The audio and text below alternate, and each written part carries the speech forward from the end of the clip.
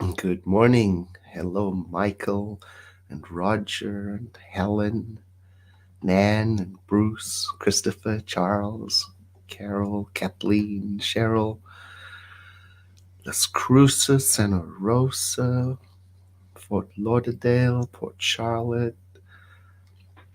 Thank you for letting us know where you're tuning in from. Albuquerque. There's Jim and Leandra and Roger and Joseph and Kathleen, Juanita. Oh, so many names now that are coming too fast for me to read them. Hello, everyone. Thank you for joining our 6 a.m. daily spiritual practice, a little devotional practice guided by the book 365 Science of Mind. That's the title of the book.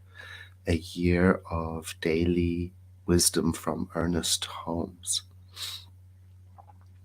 Now we're on November 29, so almost at the end of November, and then one more month, and we will have completed the 365 days of inspiration. Now, today's reading is entitled Illumination. And if you are from the Christian tradition or the Jewish tradition, then you will likely recognize a lot of references in today's reading that will make sense to you. So if you're not from the Christian or the Jewish tradition, then perhaps the writing may need some explanation, and that's fair enough. So let's see if we can make it accessible to everyone as much as possible. It starts off with a psalm, which is from the Jewish tradition, Psalm 24. Now, this is a psalm that I have not yet studied deeply myself or unpacked. The words are familiar to me from my Catholic origins, upbringing. Lift up your heads, O ye gates, and be lifted up, ye everlasting doors, and the King of glory shall come in.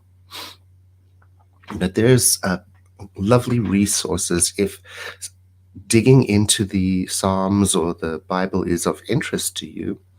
Did you know that you can look up, just type the name Psalm 24, Wikipedia, and there is an entry in Wikipedia for every psalm with wonderful resource background reading, historic references, explanations of the text. And also, you can go to BibleGateway.com. And what I like about that site is you can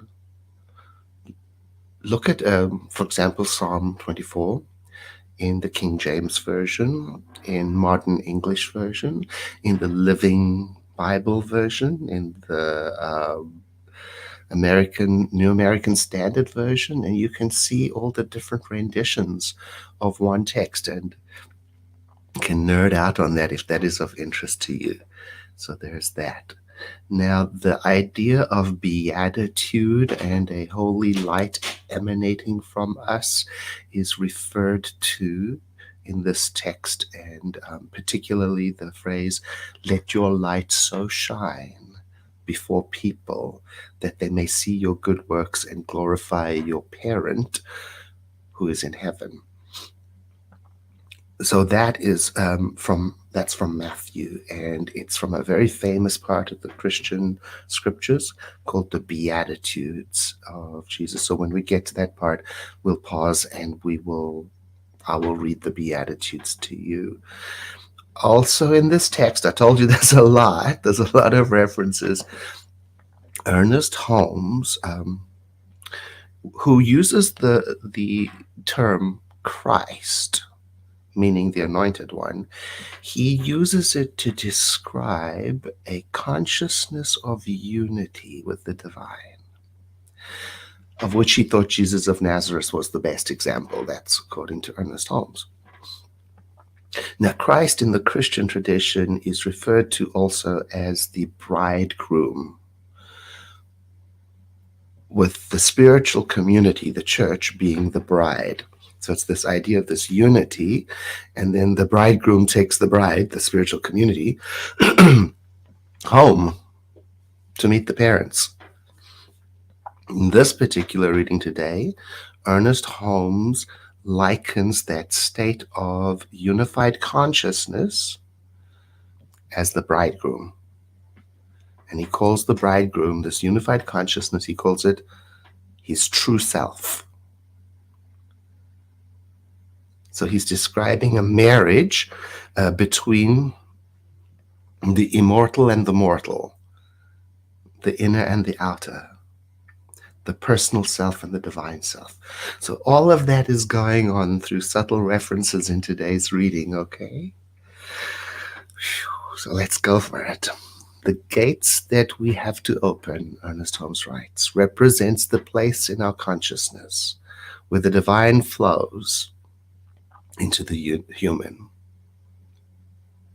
The light that the saintly artists of medieval times painted around people, the halo, represents the lifting up of these gates. Illumination or cosmic consciousness is a reality, and this is what Jesus referred to when he said, "Let your light so shine before people that they may see your good works and glorify your parent who is in heaven." That is from the Beatitudes, well, just after the Beatitudes. And the Beatitudes say this: "Blessed are the poor in spirit, for theirs is the kingdom of heaven. Blessed are those who mourn, for they will be comforted. Blessed are the gentle, for they will inherit the earth. Blessed are those who hunger and thirst for righteousness, for they will be satisfied. Blessed are the merciful, for they will receive mercy. Blessed are the pure in heart, for they will see the divine. Blessed are the peacemakers, for they will be called the children of the divine. Blessed are those who have been persecuted for the sake of righteousness, for theirs is the kingdom of heaven. Blessed are you when people insult you and persecute you and falsely say all kinds of things about you because of your relationship with the divine. Your reward is in the state of consciousness."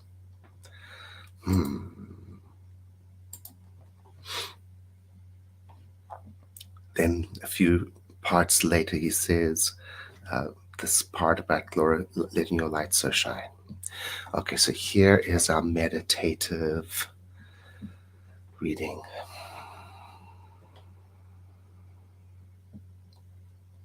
Today I lift up my awareness to the spiritual light. And as I do so, I know that the glory of the divine flows through me, comes into me. Today, as I move about the world, I keep this inner light bright. I think of it as the candle of the divine, trimmed and burning.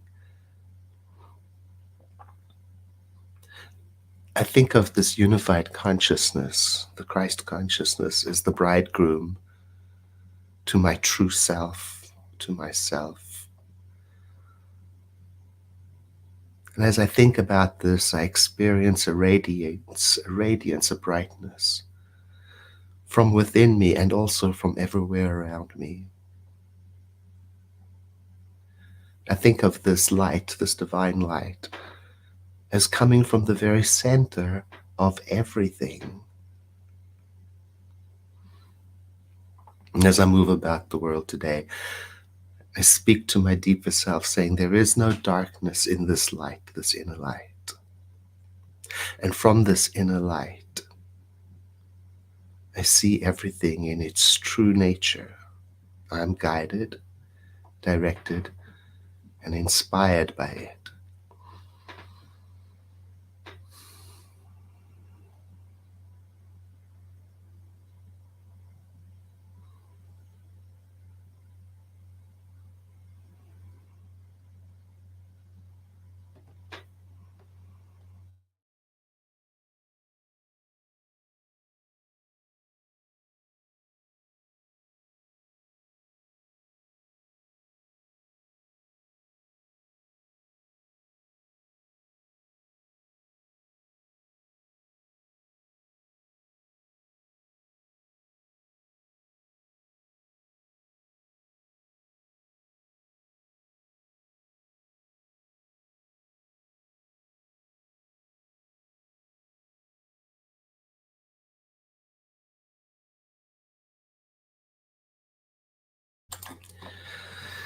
And taking a deeper breath, begin to allow the movement of the breath to introduce me to the activity of the space I'm in.